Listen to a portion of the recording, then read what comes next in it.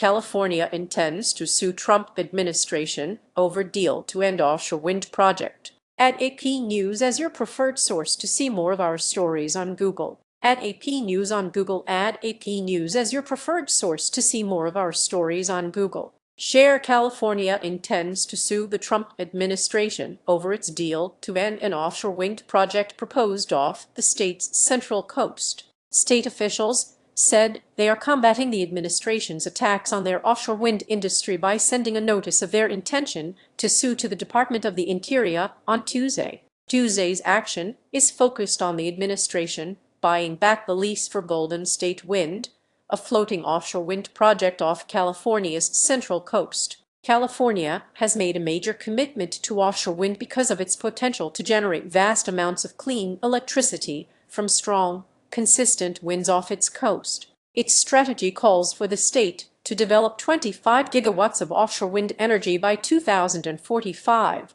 enough to power roughly 25 million homes and provide about 13% of the state's electricity supply. These energy and climate goals are now in jeopardy, and that's why they will fight vigorously, said California Energy Commission Chair David Hochschild. He called the administration's strategy of buying back offshore wind leases a strategic mistake of colossal proportions that is especially stunning at a time when fossil fuel prices have been spiking due to the Iran war. Countries that thrive around the world are those that lean into innovation, into the energy sources of the future, he said in an interview on Tuesday. And so to turn away from this and turn back the clock and really engage in what I consider to be a war on innovation is really ill-considered. And I think it's a decision that's not just bad for California, it's bad for the nation. Read more. Trump administration favors fossil fuels over wind. President Donald Trump has said he's boosting fossil fuels to unleash America's affordable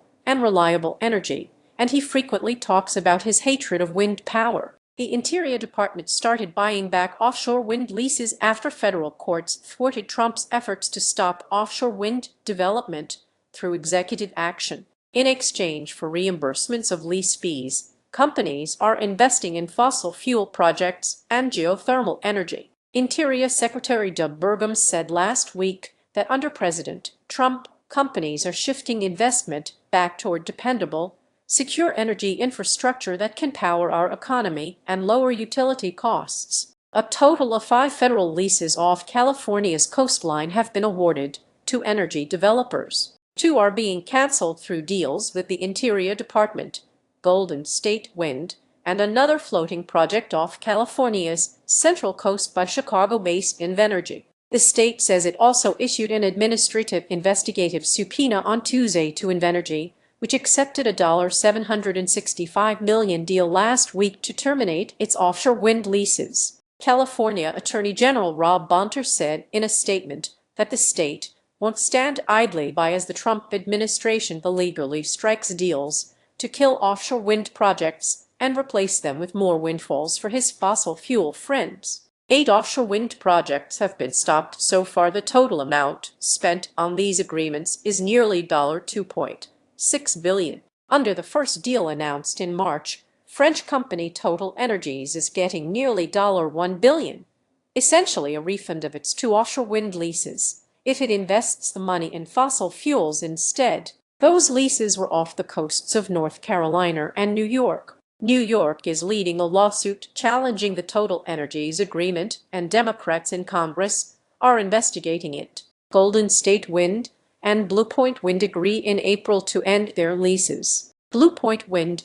was an offshore wind farm in the early stages of development off the coasts of New Jersey and New York. Golden State Wind is a joint venture by Ocean Winds and the Canada Pension Plan Investment Board. Under its agreement, Golden State Wind can recover about $120 million in lease fees after the same amount is invested in oil and gas assets, infrastructure, or projects along the Gulf Coast, Interior said. Michael Brown, CEO of Ocean Winds North America, said in April that the deal provided clarity for the company and its investors. Hochschild and Bonter say that Interior illegally reallocated federal taxpayer dollars to pay Golden